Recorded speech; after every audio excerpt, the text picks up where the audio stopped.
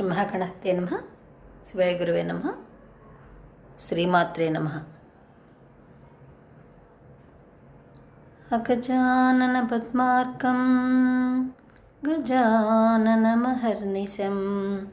అనేకదంతం భక్తానాం ఏకదంతముపాస్మహే.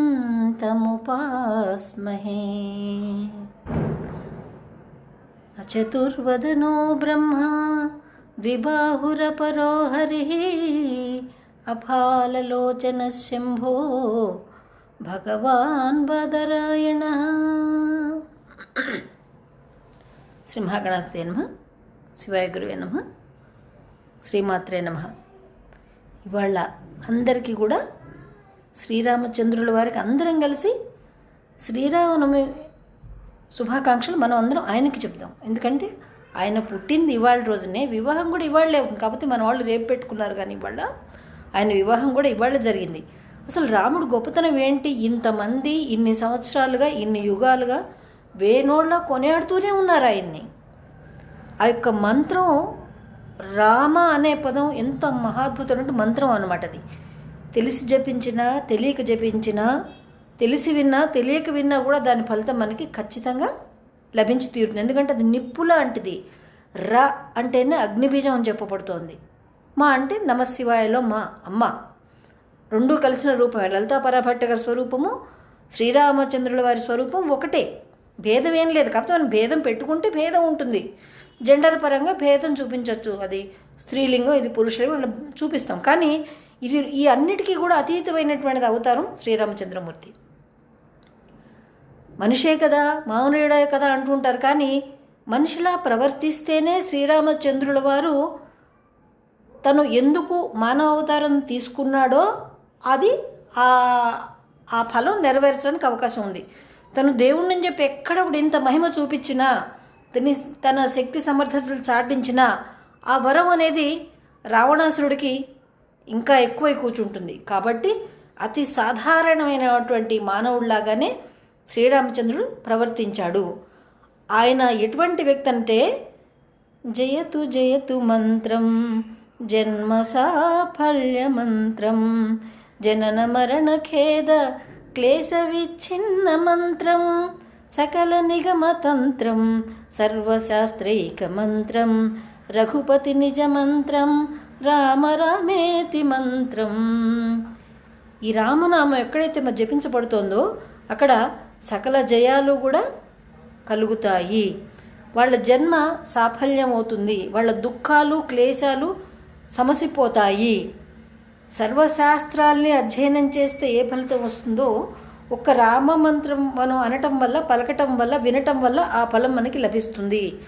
రామ రామేతి మంత్రం. ఎప్పుడు రామ రామ రామ అనుకుంటూ ఉండాలి మనసులో. ఎందుకంటే ఈ రెండక్షరాలని గురించి బాగా తెలిసినవాడు హనుమంతుల వారే. రామమంత్రం యొక్క విశిష్టత ఏంటనేది ఆయనకి బాగా తెలుసు. మనకన్నా ఎక్కువగా బాగా తెలిసినవాడు హనుమంతుడు అని చెప్పుకోవచ్చు. రాముడు శక్తి ఎటువంటిదో తెలిసిన వాడు ఎవరయ్యా అంటే రావణాసురుడు. ఆయన శ్రీరామచంద్రుడు యుద్ధం ఏ విధంగా చేస్తాడనేది తెలిసినవాడు.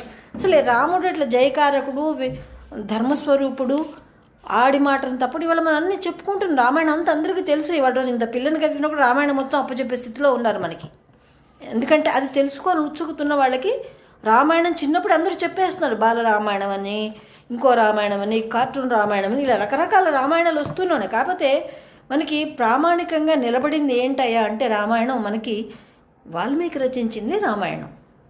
దాన్ని మాత్రం మనం ఏదంగా ఆధారంగా తీసుకుని మాట్లాడాలి తప్ప ఇష్టం వచ్చినట్టు విమర్శించడం, రాముని ఇష్టం వచ్చినప్పుడు నోటుకు వచ్చినట్టు మాట్లాడటం, ఎవరో ఇంకో లేదో రాస్తే దాంట్లో తీసుకొచ్చి ఆధారం చూపించి ఎక్కిరించడం, ఇవి కూడదు. ఎందుకంటే ప్రామాణికంగా నిలబడింది అసలైన రామాయణం మనకి వాల్మీకిది మాత్రమే.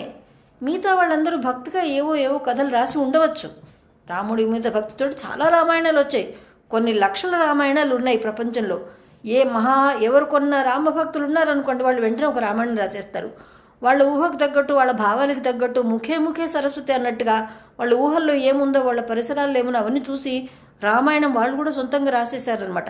ఇలా రకరకాల రామాయణాలు ఉన్నప్పటికీ కూడా మనం వాల్మీకి రామాయణాన్నే మనం తీసుకోవాలి. నారదుడు అడుగుతాడు వాల్మీకిని, వాల్మీకి అడుగుతాడనమాట నారదుని, నేను ఇట్లా రామాయణం రాయాలనుకుంటున్నాను, ఒకటి రాశాను రామాయణం, కానీ 16 గుణాలు కలిగినటువంటి వ్యక్తి ఎవరైనా ఈ ప్రపంచంలో ఉన్నారని అడుగుతాడనమాట. కోన్వస్మిన్ సంప్రదాయలోకే గుణవాన్ కస్య వీర్యవాన్ ధర్మజ్ఞస్య కృతజ్ఞస్య సత్యవాక్యో దృఢవ్రతః చారిత్రేణ చ కోయుక్తః సర్వభూతేషు కోయితః విద్వాన్ కః కః సమర్థస్య కశ్చైన ప్రియదర్శనః ఆత్మవాన్ కో జితక్రాధో జ్యుతిమాన్ అని అడుగుతాడనమాట. ఏంటంటే దీని అర్థం, కోన్వస్మిన్ సంప్రదాయలోకే గుణవాన్ ఎవరైనా ఉన్నారా, ఇన్ని గుణాలు, ఈ చెప్పబడిన గుణాలన్నీ ఎవరైనా ఉన్నారా అని అడుగుతాడు. వాల్మీకి అడిగిన ప్రశ్న నారదుడిని అడుగుతాడనమాట. అంటే నారదుడు ఆయన త్రిలోక సంచారి, అన్ని లోకాలు తిరుగుతూనే ఉంటాడు, ఆయనకు తెలియని విషయం అంటే ఏదీ లేదు. కానీ నారదుడిని అందరు మనం నిందిస్తూ ఉంటాం, కలభోజనుడు, ఆయన అక్కడిది ఇక్కడిది అక్కడ చెప్తాడని. అసలు ఆయన లేకపోతే మనకి పురాణాలే లేవు. ప్రతి పురాణంలో కూడా మనకి నారదుడు అనేది కనపడుతుంటాడు.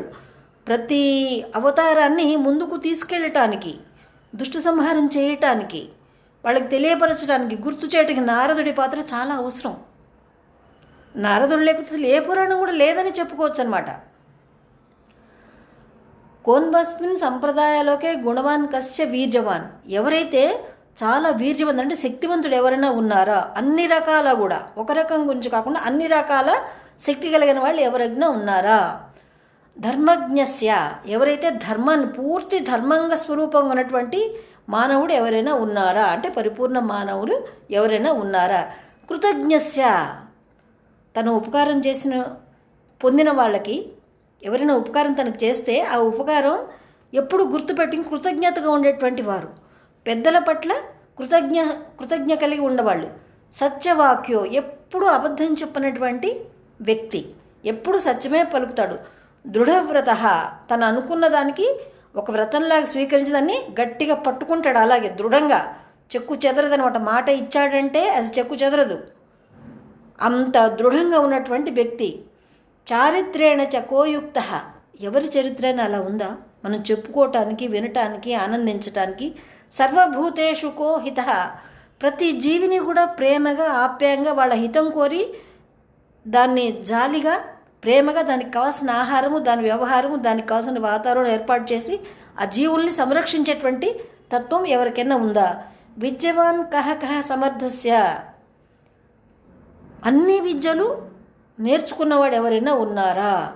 సమర్థస్య, అన్నీ కూడా సమర్థుడైనటువంటి వాడు ఉన్నాడా. కశ్చవ ప్రియదర్శన, చూడంగానే మనకి సంతోషం కలుగుతుందనమాట. అనిపిస్తుంది, అబ్బా ఎంత బాగున్నాడు శ్రీరామచంద్రుడు అనుకుంటాడనమాట.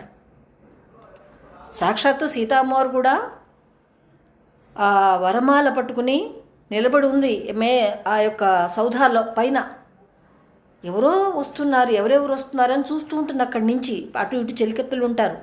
శ్రీరామచంద్రుడు వస్తూ ఉంటాడు అక్కడి నుంచి. లక్ష్మణుడు, శ్రీరామచంద్రుడు వాళ్ళ గురువు గారు వస్తుంటే ఈ అమ్మవారు చూసింది, ఈవిడ అమ్మవారే అయినా సరే ఒక్క పార్వతీ అమ్మవారిని, గౌరమ్మను తలుచుకుందమ్మా, ఈయన ఎవరో వస్తున్నారు, సాక్షాత్తు శ్రీమన్నారాయణలాగా కనపడుతున్నారు నాకు, కానీ ఈయన అవతారం వేరే ఉంది, జటాజూటాలు కట్టుకున్నాడు, మన ముని బాలకుల్లాగా ఉంది వేషము, కానీ ధనుర్ధారే ఉన్నాడు, చాలా చిత్రంగా ఉన్నాడు, నాకంటే శ్రీనారాయణలాగా కనపడుతున్నాడు, ఈయన నా భర్త అయితే ఎంత బాగుంటుందమ్మా అని చెప్పి మనసులో ఆవిడ వేడుకుంటుందనమాట. అంత చక్కటి రూపం అనమాట అయిందనమాట. ప్రియదర్శన ఆత్మవాన్కో జితక్రోధో, ఆత్మనిగ్రహం కలవాడు, ఆత్మ సందర్శనం చేసుకోగలిగినవాడు అనమాట. జితక్రోధో, క్రోధాన్ని జయించినటువంటి వాడు. క్రోధాన్ని అదుపులో పెట్టడం చాలా కష్టం అనమాట. మనకి చిటికీ మటికి కోపం వస్తూనే ఉంటుంది, కానీ ఆ కోపాలకి విలువ ఉండదు. కోపం ఎట్లా ఉండాలంటే, వస్తే సంహారమంతమపి ఆవేశం, ఒకసారి వచ్చిందో కోపం అవతలవాడు బూడిద కుప్ప అయిపోవాలి, దాన్ని కోపం అంటారు. అంతటి కోపాన్ని కూడా అదుపులో పెట్టుకున్నవాడు ఎవరన్నా ఉన్నారా. జ్యుతిమాన్, జ్యుతి అంటే ధృతి అంటే చక్కగా ఐశ్వర్యము, ఆరోగ్యము, పుష్టి, తుష్టి ఇవన్నీ కలిగినటువంటి ఎవరన్నా ఉన్నారని అడిగితే అన్నిటికీ ఆన్సర్ ఒక్కటే లభించింది. జాతరోషస్య సంయుత, అవసరమైతే కోపాన్ని ఎలా తెచ్చుకోవాలో కూడా తెలుసు అనమాట ఆయనకి. అటువంటి వ్యక్తి ప్రపంచంలో ఒక్కడే ఉన్నారు, ఎవరయ్యా అంటే శ్రీరామచంద్రుల వారు మాత్రమే ఉన్నారు, ఇంకెవరూ కూడా లేరు అని చెప్పి నారద మహర్షి పేరుతో సహా చెప్తాడు. ఎందుకంటే ఈ వాల్మీకి రామాయణం మొదలుపెట్టినప్పటికి ఇంకా రాముడు పుట్టలేదు. రాస్తూ ఉండంగా దర్శిస్తూ రాస్తున్నట్ట, ఆత్మచక్షుతోటి చూస్తూ ఆయన రాస్తున్నాడు గంటంతో. ఆ తర్వాత రాముడు పుట్టడం ఇవన్నీ కూడా వచ్చాయన్నమాట. కానీ ఆ గుణాలన్నీ కూడా రాముడి దగ్గర ఉన్నాయని చెప్పి నారదుడు చెప్తాడు వాల్మీకి. అంటే రామశబ్దం ఎప్పటిది? రాముడు ఎప్పటివాడు? రాముడు ఎప్పుడున్నాడు? రామాయణానికి ముందున్నాడు రాముడు. మరి ఎలా రాయగలిగాడు, ఎలా చూడగలిగాడు భవిష్యత్తునంటే ఈ రామనామాలు చాలా గుప్తమైనది, చాలా అర్థాలున్నాయి ఇందులో. రా అంటేనే అగ్నిబీజం, మా అంటే అమ్మ చల్లనిది. చల్లగా ఉండేది ఏంటి? ద్రవీభూతమైనటువంటిది నీరు. అగ్ని నీరు అంటే జ్యోతిష్ఠోమతకు మంచి చెప్పబడుతుందన్నమాట. ఇది సృష్టి అంతా నిండే ఉంటుంది ఇక్కడ. సూర్యుడు, చంద్రుడు, నీరు, నిప్పు, ఇలా రకరకాలుగా నిండిపోయి ఉంటుందన్నమాట. ఇదంతా కూడా రామనామం వినిస్తూనే ఉంటుంది. ఇప్పుడు రామ్ అన్నప్పుడు చూడండి,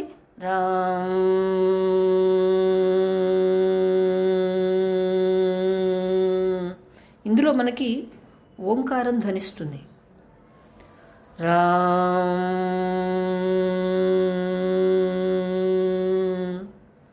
ఈ ఓంకారం ఎక్కడ ధ్వనిస్తోంది? ఇప్పుడు మనం ఉచ్చరిస్తుంటే మనకి ఆ శబ్దం బయటకు వస్తుంది. కానీ ఈ ఓంకారం అనేది సూర్యమండల అంతర్గతంగా ఎప్పుడు విరాజిల్లుతూనే ఉంటుంది. అక్కడ కొన్ని వాయువులు మిళితమయ్యి అక్కడ ఎప్పుడు ఓంకార శబ్దం వస్తూనే ఉంటుంది. సూర్యుడిలో ఎప్పుడైతే ఓంకార శబ్దం ఉందో విశ్వమంతా ఆటోమేటిక్గా అది ప్రవహిస్తూనే ఉంటుంది. ఇది నాసా వాళ్ళు సైంటిఫిక్గా ప్రూవ్ చేశారు.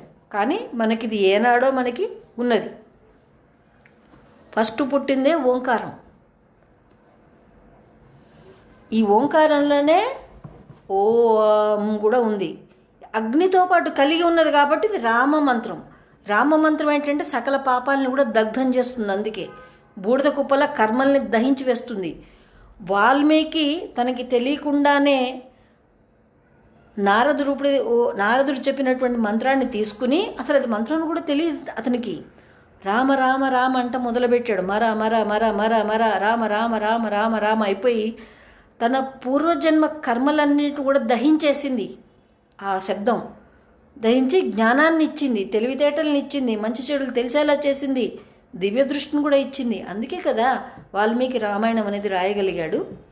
కాబట్టి ఇక్కడ రామనామం యొక్క చాలా విశిష్టమైంది. దీన్ని అందరూ కూడా నిత్యము స్మరించే పని చేయండి. ఎందుకంటే ప్రతి ఒక్కళ్ళు కోరుకుంటాడు, రాముళ్ళ లాంటి భర్త కావాలి, రాముళ్ళ లాంటి రాజు కావాలి, రాముళ్ళ లాంటి కొడుకు కావాలి, రాముళ్ళ లాంటి అన్న కావాలి, రాముళ్ళ లాంటి రాజు కావాలి. ప్రతి ఒక్కళ్ళని మనం రాముడితో పోల్చుకుంటూ ఉంటాం. అట్లా ఉంటే బాగుంటుంది, అలా ఉంటే బాగుంటుంది. అంటే ఇంతమందికి మనకి ఆదర్శంగా నిలబడ్డ వ్యక్తి శ్రీరామచంద్రుల వారు.